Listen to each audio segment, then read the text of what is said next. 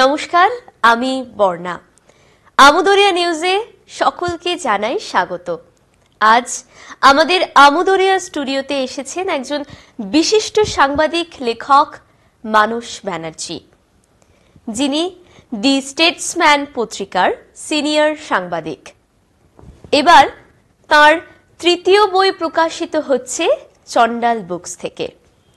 তার প্রথম বই, সেটাও চণ্ডাল বুকস থেকেই প্রকাশিত হয়েছিল, নাম বেড নম্বর 12। তার দ্বিতীয় বই, সেটাও চণ্ডাল বুকস থেকেই প্রকাশিত হয়েছিল, নাম মিতালি এক্সপ্রেস। এবং এবছর তৃতীয় বই তার প্রকাশিত হচ্ছে, সেটাও চণ্ডাল বুকস থেকেই। নাম হলো shadows of change, central Bengal power shift, political odyssey 1952 to 2024। পরপর 3 বছর উত্তরবঙ্গ বইমেলায় একটি করে বই প্রকাশ। মানসবাবুকে অসংখ্য অভিনন্দন, অনেক অনেক কনগ্রাচুলেশনস এই হ্যাট্রিকের জন্য। কেমন লাগছে আপনার? খুব ভালো। হ্যাট্রিক শব্দটার জন্য ভালো। এর আগের ইন্টারভিউতে আমি বলছিলাম যে হ্যাট্রিকটা তখন বলা যাচ্ছে না, কারণ যতক্ষণ পর্যন্ত না লিখে কমপ্লিট করছি।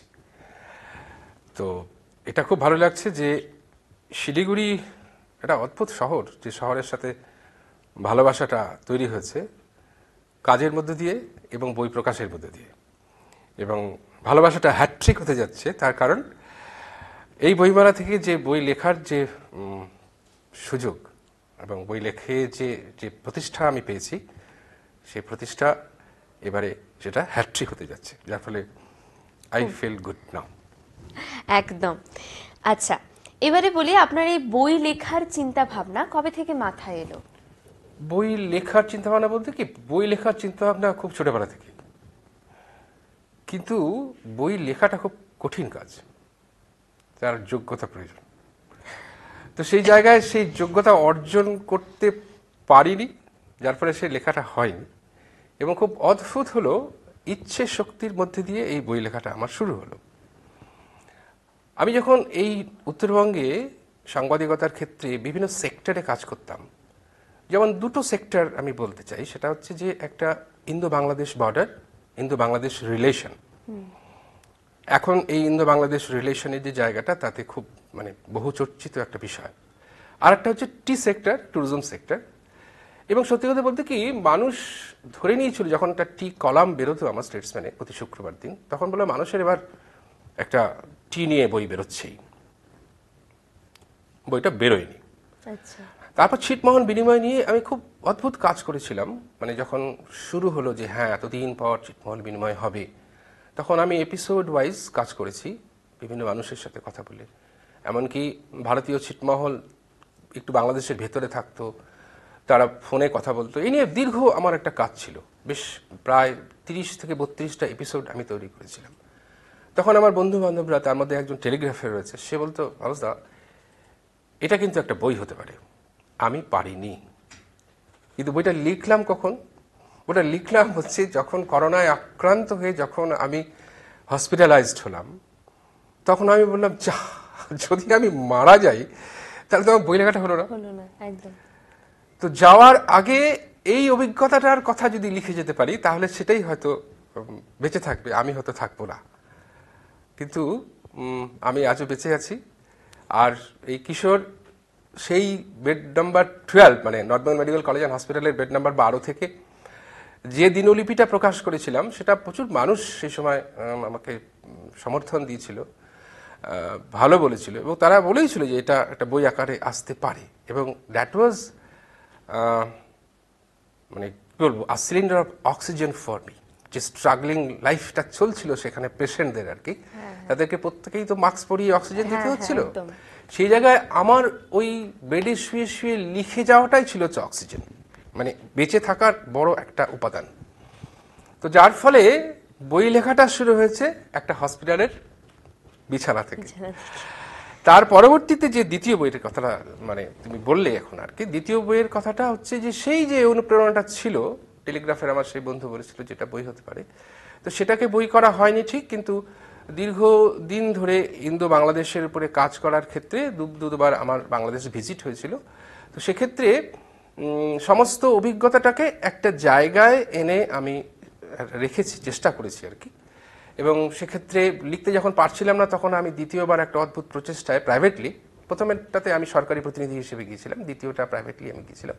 তখন এই মিতালি এক্সপ্রেসে জার্নিটা করলাম। এবং মিতালি এক্সপ্রেসে জাস্ট যখন আমি উঠছি, মানে তার আগে থেকে একটা মেন্টালি রেডি হচ্ছি এবং টোটাল গল্পটাকে ফ্রেম করেছি আমি মিতালি এক্সপ্রেস বসে, এবং বেরিয়ে এসেছি হচ্ছে ফ্রেম, ওইভাবেই ফ্রেমটা করে, যে এন্টায়ার যে আমার এক্সপিরিয়েন্সটা আছে সেটাকে মালার মতন গেঁথেছি হচ্ছে এই মিতালি এক্সপ্রেসে। এবং এই ট্রেন জার্নিটা আমার পক্ষে খুব অদ্ভুত, মানে কখনো কখনো কোনো ছোট ছোট এপিসোড, মানে আমি সাধারণত মোবাইলেই লিখি, আমি জানতাম যে আমি লিখছি তা নয়, এখন মোবাইলে অনেকেই লিখছেন এবং বেশ ছোট বড় মাঝারি উপন্যাস তারা মোবাইলেও লিখছে। এবং সেই প্রেরণাতে আমার তৃতীয় বই এবং আরও অন্যান্য যে বইগুলোর কাজ চলছে আমার আর কি, দুটো, একটা শেষও হয়ে গেছে, আর একটা রূপান্তর আছে আর কি, মানে হিন্দি থেকে বাংলা রূপান্তর আছে। টোটালটাই আমার এই মোবাইলে, যাতে পারে একটু খাটনিটা হয় বেশি, কিন্তু সুযোগ মতো আমি মোবাইলে কাজটা আমি আপাতত মানে তুলে ফেলেছি আর কি। এবং আমি খুব মানে খুব কি বলবো, স্বতঃস্ফূর্তভাবে আমি ইত্যাদি কাজ করি এবং আমার খুব ভালো লাগে এবং ভালো হয়, আমার হয়ে যায়, আমার সেইভাবে হয় না। অনেক অভিনন্দন আপনাকে। এবারে বলি, আপনি তো সাংবাদিকতার সাথে যুক্ত, ইভেন এখন আপনি মানে সিনিয়র সাংবাদিক হিসেবে কাজ করছেন, প্রচুর কাজের চাপ। তো এই সাংবাদিকতাকে সামলে আপনি কি করে বই লিখছেন? সত্যি কথা, সাংবাদিকদের কাজের চাপ খুব খুব চাপ, কিন্তু ধন্যবাদ যে আমাকে কন্ট্রোল করে। মানে আমি যদি একটা আত্মা হই, just I am control by পরমাত্মা, আমি সে জায়গায় অনেকটা খুব ভালো অবস্থানে রয়েছি, কারণ আমার কর্মের পরিধি এবং পদ্ধতি এই সাম্প্রতিককালে পরিবর্তন ঘটেছে। আমি যে অর্গানাইজেশনে আছি, দ্যাট ইজ দ্য স্টেটসম্যান, সেক্ষেত্রে একটা বড় এরিয়া জুড়ে খুব ভালো সাবজেক্টের উপরে আমাকে নির্দিষ্ট কিছু বিষয় লিখতে হয় দিনের শেষে। কিন্তু সাধারণ সাংবাদিকতার ক্ষেত্রে যেভাবে ছুটতে হয়, সেই ছোটাটা আমি ছুটি খুব স্পেসিফিক ইনফরমেশনের উপর ভিত্তিতে এবং খুব সেটার ইম্পর্টেন্সের উপর, মানে অন মেরিট আমি সেই জায়গাটাতে ছুটি, যার ফলে এই কর্মের পরিধি এবং পদ্ধতিটা পরিবর্তন হয়েছে বলে I am very much thankful to the Statesman, the management of the Statesman. এবং সেক্ষেত্রে আমি সময়টা খুব অদ্ভুতভাবে বের করে নিতে পারি, এবং বের করি যেটা, সেটা হচ্ছে কাজকে ফাঁকি দিয়ে নয় অবশ্যই, সকালবেলা, ভোরবেলা, মাঝরাত, সন্ধ্যের পর থেকে, অর্থাৎ আমার মানে সাংবাদিকতার কাজটা শেষ হয়ে যাওয়ার পর থেকে আমার তখন লেখার পাপড়াটা শুরু হয়। সেটা কখনো রাত 12টা অবধি চলে, 1টা অবধি চলে, কখনো হয় না। হ্যাঁ, তো ওই সকাল আর রাত, ভোর, এইসব নিয়েই মোটামুটি আমি ব্যাপারটাকে একটা জায়গায় রাখতে পারি। একদম। এবারে যদি আপনাকে বলি, আপনার যে তৃতীয় বই বেরোচ্ছে, shadows of change, central Bengal power system, political odyssey, তো এই বইটা যারা কিনবে এবং যারা পাঠক যারা পড়বে, তাদেরকে আপনি কি বলবেন যে কেন পড়বো আমরা আপনার এই বইটা? এই প্রশ্নটা যদি করা হয়, এই প্রসঙ্গে আপনি কি বলবেন? আসলে এই প্রশ্নের উত্তরটা আমি এই মুহূর্তে দিচ্ছি না এই কারণে, কারণ এই বইটা লিখবো আমি নিজেও ভাবিনি। আচ্ছা। এই বইটা লেখাটার জায়গায় মানে credit goes to Kishore as well as Chandal books. এই কারণেই সেই সময়টাতে আমি একটা ছোট উপন্যাস লিখবো বলে ভাবছিলাম, আমার একটা পরিকল্পনা ছিল, মানে মিতালি এক্সপ্রেস শেষ হয়ে যাওয়ার পর। কিন্তু ওই হয় আর কি, ওই খাতা কলম নিয়ে বিভিন্নভাবে ফ্রেমটা করছি, এলোমেলো হয়ে যাচ্ছে, আমি করতে পারছি না। তো অদ্ভুতভাবে যেটা হয়েছিল, আমি একটা স্পিরিচুয়াল পার্সোনালিটির উপরে একটা হিন্দিতে বই ছিল 268 পেজেসে। তো কোনো একটা জায়গায় আমার অদ্ভুত একটা মনে হলো যে আমি এটা যদি একটা জায়গায় খুব ভালো লেগে গিয়েছিল, এটা যদি আমি বাংলা করি তাহলে কেমন হয়, মানে যখন আমি লিখতে পারছি না সেই উপন্যাসটা। তো তারা রাজি হলো এবং আমি কাজটা শুরু করে দিলাম। সেই সময় আমার কাছে তখন একটা ফোন এসেছিল আর একটা ভাষান্তরের কাজ, রূপান্তরের কাজের কিছু। তখন আমি বললাম সরি, আমি পারবো না, তো বলতে তাহলে আমার লোক দাও। তখন আমি কাকে দেবো, আমার এখানে পরিচিত খুব সীমিত আমার পরিচয় আর কি, সীমিত মানুষের সাথে মিশি আমি। তো তখন আমি বললাম তাহলে আমি কিশোরকে বলে দিচ্ছি। তো এখন কিশোরের নাম্বার দেওয়ার আগে তো কিশোরের পারমিশন নিতে হবে। অবশ্যই। তো আমি তখন কথাটা শেষ করে সেটা টি সেক্টরের উপরে ছিল, যেটা এসেছিল ইংরেজি থেকে বাংলা করার একটা প্রস্তাব ছিল। যাই হোক, তখন কিশোরকে বলার পর কিছু বলে হ্যাঁ ওসব হবে, এটা ওটা হবে, এটা হবে, বাট তোমাকে একটা বই লিখতে হবে। আমি বললাম যে না, অসম্ভব। এবং ও তখন বলল যে তুমি লিখবে। আমি কি লিখবো? ও বললো যে তুমি মালদার যে তোমার যে অভিজ্ঞতা, ও আমার দুটো কথা এখনো মনে আছে, মালদার ডেস্ক, অর্থাৎ আমার মালদায় যে সাংবাদিকতা, স্টেটসম্যানে 11 বছর ধরে যে সাংবাদিকতাটা আমি করেছি, সেই 11 বছরের সাংবাদিকতার অভিজ্ঞতাটা লিখতে হবে। তা আমি তখন বললাম না, না অ্যান্ড না। 3 দিন ধরে আমি ব্যাপারটা ভেবেছি। ভাবার পর একদিন বিকেলে হঠাৎ ভেবে আমি ভাবলাম যে দেখি তো শুরু হয় কিনা। তো আমি একটা ইন্ট্রোডাকশন মোটামুটি 15 to 20 মিনিট সম্ভবত আমার লেগেছিল, এবং ওর প্রস্তাবটাই ছিল হচ্ছে তুমি এটা ইংরেজিতে লিখবে। আচ্ছা। এবং বাংলা টাইপিং এর যে স্পিড আর ইংরেজি টাইপিং এর যে স্পিড, আমি আমি মানে বাংলার যোগ্যতা, পাণ্ডিত্য, ইংরেজি পাণ্ডিত্য আমি বলছি না, আমি শুধু টাইপিং স্পিডটা বলছি। সেই স্পিডটা বাংলার টাইপিং এর সাথে সেই ইংরেজি টাইপিং এর স্পিডটা কিন্তু প্রচন্ড রকম আমার বেশি, যার ফলে 15 থেকে 20 মিনিটের মধ্যে একটা দেখলাম যে 250-300-র মতন একটা অ্যাভারেজ একটা লেখা বেরিয়ে চলে এলো। সঙ্গে সঙ্গে ওকে আমি হোয়াটসঅ্যাপ করে বললাম দেখো তো এইভাবে শুরু করা যায় কিনা। তখন ও খুব অদ্ভুতভাবে বললো, সেটা আমি লিখেওছি আমার একটা জায়গায় বইটাতে, যে চলবে। ও তখন কিছু জায়গা দিল।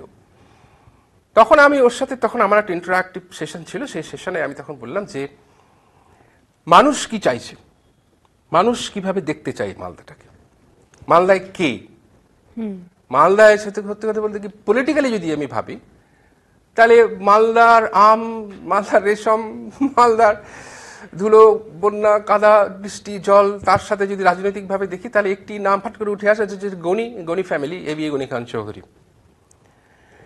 এবার তার সাথে বিষয়টি আরো জড়িয়ে রয়েছে, আরো অন্যান্য বিষয়টা জড়িয়ে। এবং আমি তখন বললাম যে আমি পলিটিক্যাল যে জায়গাটা থেকে যদি আমি দেখি, তাহলে পর আমার পক্ষে লেখাটা খুব সহজ সুবিধে হতে পারে। এই কারণেই হবে যে যেটাকে আমি দেখে এসেছি প্রায় 11 বছর। তো আর প্রচুর পার্সোনালিটিস রয়েছে আর কি। এই যে তুমি প্রশ্নটা করলে না যে কেন পড়বে, কে পড়বে, তো গনি খান চৌধুরী পাশ করতে পারেনি, ইলেকশনে হেরেছে, সেটা কজন জানে? জানে না। সিদ্ধার্থ শঙ্কর রায় চিফ মিনিস্টার হচ্ছে মালদা থেকে ইলেক্টেড হয়ে অদ্ভুতভাবে, সেটা কে জানে? আমরা ভুলে গেছি, এই জেনারেশন জানে না। আবার প্রণব মুখার্জি কিভাবে এসে দাঁড়ালো, কিভাবে হারলো, কে হারালো, কেন হারালো, এই সমস্ত বিষয়গুলো রয়েছে। এবং শুধু তাই নয়, এই যে আমরা বলি যে দল বদল করছে, মালদার এতে একটা অদ্ভুত ক্যারেক্টার আছে এখানে এই বইটিতে, যে কিভাবে সে দল বদল করছে আর কি।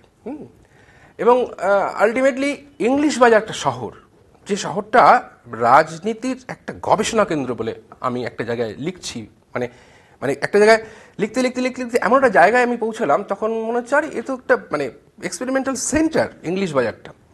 সেখানে অদ্ভুতভাবে রাজনৈতিক পরিবর্তন, প্রেক্ষাপট পরিবর্তন, রাজনীতির নতুন থিওরি বেরিয়ে চলে এসছে মালদা থেকে। আজকে যদি লেফট ফ্রন্টের এগেনস্টে যে ইউনিটিটা এলো আর কি, আমার তো মনে হয় সেটা এসছে ফ্রম ইংলিশ বাজার, ফ্রম মালদা জেলা পরিষদ। যার ফলে পলিটিক্যাল একটা জায়গাকে খুব ছোট করে, আমি খুব এটাকে মানে ফাঁকিবাজি বলছি না, মানে আমি 45 ডেজে আমি ম্যানুস্ক্রিপ্ট রেডি করে আমি দিয়ে দিয়েছি, তার কারণ আমার হাতে আরো অন্য কাজ ছিল। একদম। কারণ আমার অনেকগুলো কাজ ছিল, যার ফলে আমি জাস্ট টার্গেট নিয়ে 45 ডেজে ওটা আমি দিয়ে দিয়েছি। এবার সেই জায়গায় দাঁড়িয়ে হচ্ছে যে নক্সালাইটস মুভমেন্টের একটা বড় পার্ট রয়েছে, এবং খুব বলতে দ্বিধা নেই। আমি ভেবেছিলাম যে নক্সালাইটস মুভমেন্ট জাস্ট একটু টাচ করে বেরিয়ে যাবো, 300 ওয়ার্ডের একটা ছোট্ট এপিসোড করে দেবো। That was nearly 3000 words Naxalites movements যে জায়গাটা রয়েছে। এবং আমার খুব অদ্ভুত জায়গাটা, মানে লেখাটা লিখতে আমি একটা জায়গায় মানে আমার আবেগ কাজ করেছিল। Actually I was brought up from Malda, a village that is Kaliachak. খুব ছোটবেলায় আপার প্রাইমারি লেভেলে, সে সময় আমি শুনেছিলাম যে একজন নকশাল নেতা একটা প্রসিদ্ধ মিষ্টির দোকান, যে দোকান থেকে ছোটবেলায় আমরা মিষ্টি খেতাম স্কুল থেকে ফেরার পথে বা বাড়িতে নিয়ে আসা হতো, সেখানে এক নক্সালাইটস লিডারকে ধরা হয়েছে। আমার বলতে এই মুহূর্তে ভালো লাগছে, সেই নক্সালাইজ লিডারের জীবনটাকে আমি আমার কলমে ধরতে পেরেছি এবং সেক্ষেত্রে আমাকে সাহায্য নিতে হয়েছে, অন্যান্য পত্রপত্রিকা ঘেটে করতে হয়েছে এবং সেখানে মালদার কিছু লোকজন আমাকে সাহায্য করেছে সেই জায়গাটাতে। সেটা আমি লিখতে পেরে আমার খুব ভালো লেগেছে যে ছোটবেলার সেই ঘটনাটাকে আমি আজকে এই অবস্থায় সেটাকে লিখলাম। আরও ভালো লেগেছে সেই নক্সালাইজড মুভমেন্টের সাথে জড়িত ছেলেটি ছিল হচ্ছে কবি শঙ্খ ঘোষের খুব প্রিয় ছাত্র, এবং সেই ছাত্রের মৃত্যুর পর অর্থাৎ বহরমপুর সেন্ট্রাল জেলে যখন সে মারা গেল, অভিযোগ তাকে মারা হলো, পুলিশি অত্যাচারে তাকে মেরে ফেলা হলো, তখন শঙ্খ ঘোষ একটা কবিতা লিখেছিলেন তাকে নিয়ে। সেই কবিতাটা ভারী অদ্ভুতভাবে আমাকে, আমার যারা মানে পরিচিত মানুষ, যারা আমার শুভাকাঙ্ক্ষী, তারা আমাকে সাপ্লাই করেছে এবং সেটাও আমি সেই জায়গায় রেখেছি। যে আমার এই তৃপ্তির জায়গাটা সেখানে আছে। এবং আমি মনে করি যে গনি খানের পরবর্তীতে যতগুলো নেতা উঠে এসছে, সেখানে শৈলেন সরকার উঠে এসছে, তার আগে দীনেশ জোয়ারদার ছিল, শৈলেন সরকার, দীনেশ জোয়ারদারের পরবর্তী পর্যায়ে আরও সিপিএম এর লিডাররা উঠে এসছে, কিন্তু তারা টিকে উঠতে পারেনি। কীভাবে সিপিএম বামফ্রন্ট আস্তে আস্তে সরে আসলো, কীভাবে তৃণমূল আসতে পারছে না, সেখানে বিজেপির একটা উত্থান, এমনও জায়গা দেখা গেছে যে যারা একটা সময় আরএসএস এর শাখা সংগঠনে ছিল, তারা কিভাবে লেফট মুভমেন্টের সাথে যুক্ত হয়ে বড় বড় লিডার হয়ে গেল। সমস্ত বিষয় খুব ছোট ছোট ছোট ছোট ছোট ছোট করে লেখা রয়েছে। যার ফলে যারা রাজনৈতিক বিশ্লেষক, মালদার উপরে যারা কাজ করতে চায়, বা যারা মানে সোকল্ড মানে রাজনৈতিক চর্চা করে এবং বিশ্লেষণ করে টিভিতে বসে বসে, তাদের এক ঝলক তো মালদার ইতিহাসটা দেখতে গেলে বই পড়তেই হবে, আমি মনে করি তাই। একদম, যদিও ছোট আকারে আছে, আরেকটা বিস্তারিত করা যেত, সেটা সময় দিলে সেটাকে আবার বড় করে লেখা যেতে পারে, সেটা কোনো সমস্যা নয়। কিন্তু আমি একটা টাইম ফ্রেমের মধ্যে কিশোরকে কথা দিয়েছিলাম বলে আমি 45 দিনের মধ্যে সাইডোজ অফ চেঞ্জ আমি লিখে ফেলেছি। একদম, অনেক অভিনন্দন। আবারও ভীষণ ভালো লাগলো আপনার সাথে কথা বলে। আজ তবে এইটুকুই। আপনারা এই বইটি shadows of change, central Bengal power shift, political odyssey 1952 to 2024, এই বইটি আপনারা পেয়ে যাবেন চন্ডাল বুকসের এই স্টলে। অর্থাৎ আগামী 6 ডিসেম্বর যে উত্তরবঙ্গ বইমেলা কাঞ্চনজঙ্ঘা স্টেডিয়াম লাগোয়া মাঠে অনুষ্ঠিত হতে চলেছে, সেইখানে চন্ডালের স্টলে এই বইটি আপনারা সবসময় পাবেন। তাছাড়াও চার্চ রোডের চন্ডাল বুকসে আপনারা এই বইটি সব সময় পাবেন। কিছুদিনের মধ্যে ফ্লিপকার্টেও এই বইগুলি আপনারা অর্ডার করতে পারবেন, সেই ব্যবস্থাও করা হবে। এবং সেই সঙ্গে জানিয়ে রাখি, যারা লেখক এবং যারা কবি, তারাও কিন্তু স্টলে উপস্থিত থাকবেন সেই বইমেলার সময়। আপনারা চাইলে তাদের অটোগ্রাফ নিতে পারেন। আপনারা সবাই আসুন, মেলা উপভোগ করুন, বই কিনুন, এই কামনাই রাখছি। আপনাকে আবারও অসংখ্য ধন্যবাদ। আজ তবে এখানেই শেষ করছি। আবার ফিরবো অন্য কোনো গুরুত্বপূর্ণ খবরের সাথে। ধন্যবাদ।